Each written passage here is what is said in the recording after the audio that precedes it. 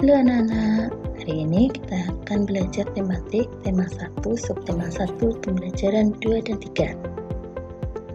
Yang pertama, kita akan belajar tentang gambar ilustrasi. Gambar ilustrasi adalah gambar yang menceritakan atau memberi penjelasan pada cerita atau naskah tertulis. Tujuan dari gambar ilustrasi adalah untuk menjelaskan, memperkuat, memperkaya, atau menerangkan sebuah cerita. Dengan gambar ilustrasi, cerita tersebut akan lebih mudah dipahami. Macam-macam gambar ilustrasi dapat dibuat dalam bentuk komik, cerita bergambar, karikatur, kartun, dan ilustrasi karya sastra lainnya. Yang pertama, komik. Tahukah kamu apa itu komik? Komik berasal dari kata komik yang artinya lucu atau jenaka. Komik terdiri atas kumpulan gambar-gambar yang disusun sedemikian rupa secara berurutan. Gambar-gambar tersebut dilengkapi dengan teks berupa dialog sehingga menghasilkan sebuah cerita. Yang kedua, cerita bergambar atau cergam adalah cerita yang menjadi inti dari ceritanya adalah narasinya, sedangkan gambar hanya sebagai ilustrasi pelengkap. Gambarnya hanya sebagai ilustrasi dari cerita yang ada, tetapi hanya menceritakan salah satu adegan dalam sebuah cerita. Selanjutnya, karikatur. Karikatur adalah gambar atau penggambaran suatu objek nyata dengan cara melebih-lebihkan ciri khas objek tersebut. Kata karikatur berasal dari kata Italia caricare, yang berarti memberi muatan tambahan atau melebih-lebihkan. Selanjutnya, kartun. Kartun adalah gambar dengan penampilan lucu yang mempresentasikan suatu peristiwa.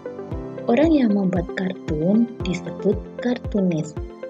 Selanjutnya kita akan kembali mengingat pada materi sebelumnya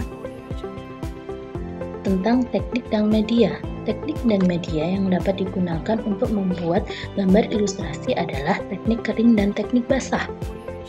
Nah, langkah-langkah menggambar ilustrasi yang pertama, tentukan terlebih dahulu teknik yang digunakan, lalu menyiapkan alat dan bahan.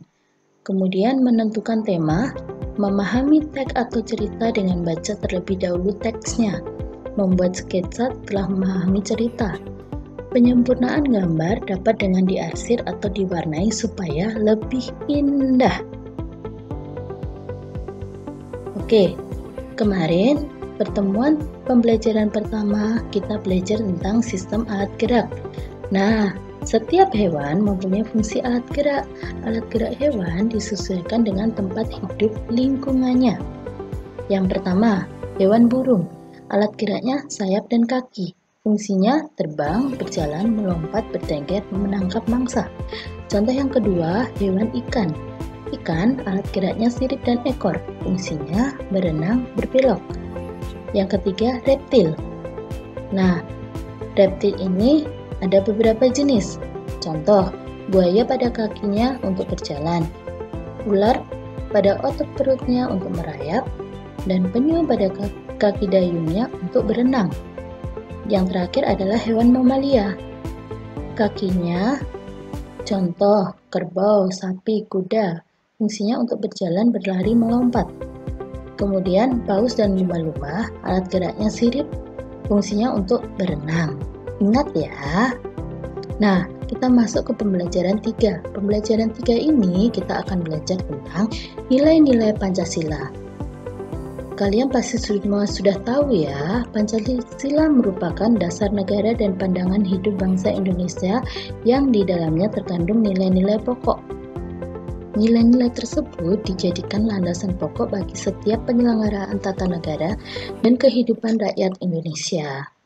Mari sama-sama kita akan membacakan kelima sila Pancasila tersebut. Yang pertama, ketuhanan yang Maha Esa. Yang kedua, kemanusiaan yang adil dan beradab. Yang ketiga, persatuan Indonesia. Yang keempat, kerakyatan yang dipimpin oleh hikmat kebijaksanaan dalam permusyawaratan perwakilan.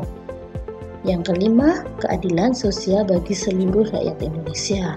Kita akan membahas satu persatu nilai-nilai apa yang terkandung dari sila-sila Pancasila tersebut. Yang pertama, nilai ketuhanan.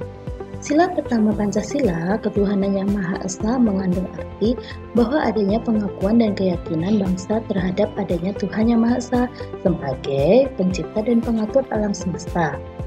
Nilai ketuhanan memiliki arti bahwa adanya pengakuan akan kebebasan untuk memeluk agama, menghormati kemerdekaan beragama, tidak ada paksaan, serta tidak membeda-bedakan antar umat beragama. Negara menjamin setiap penduduk untuk beribadah menurut agama dan kepercayaannya masing-masing. Selanjutnya, nilai kemanusiaan. Nilai kemanusiaan yang adil dan beradab mengandung arti bahwa setiap manusia wajib diperlakukan sesuai dengan harkat, derajat, dan martabat sebagai makhluk Tuhan. Setiap manusia harus saling menghargai hak dan kewajiban manusia lainnya. Yang ketiga, nilai persatuan. Indonesia memiliki semboyan Bhinneka Tunggal Ika. Nilai persatuan Indonesia mengandung nilai saling mengakui dan menghargai keanekaragaman di Indonesia. Nah, sila ketiga Pancasila juga mengandung makna bahwa seluruh rakyat Indonesia harus siap serta rela berkorban dalam membela kehormatan bangsa dan negara. Selanjutnya, nilai yang keempat adalah nilai kerakyatan.